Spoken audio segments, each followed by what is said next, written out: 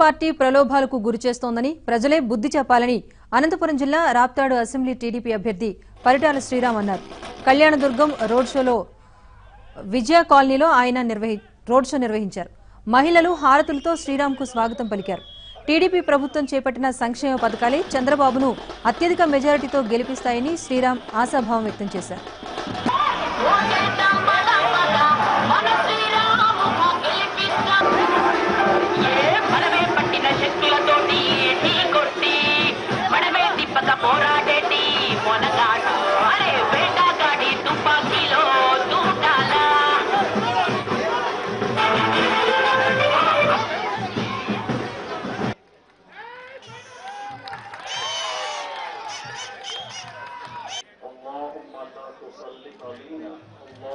అంతేకాదు ఇక్కడ లోకల్ సమస్యలు తీసుకుంటే తాగునీటి సమస్య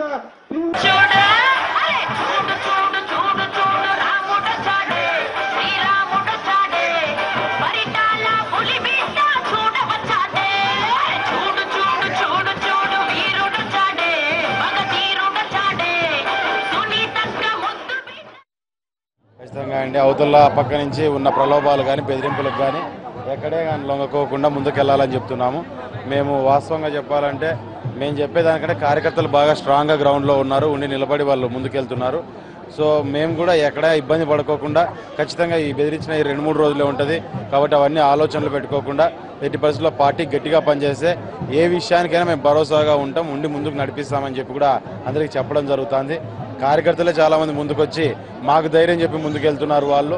సో ఎక్కడ ఇష్యూ అయితే లేదు, అందరూ ధైర్యంగానే ముందుకెళ్తున్నారు. ధైర్యంగా ముందుకు వెళ్ళాలని ఇంకా ఎవరైనా ఇబ్బందులు పడుతున్నా భయపడుతున్నా అందరూ ధైర్యంగా ముందుకెళ్లాలనుకుంటున్నాం.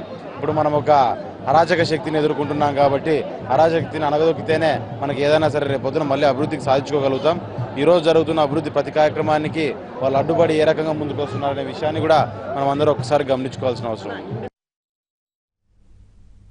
చిత్తశుద్ధితో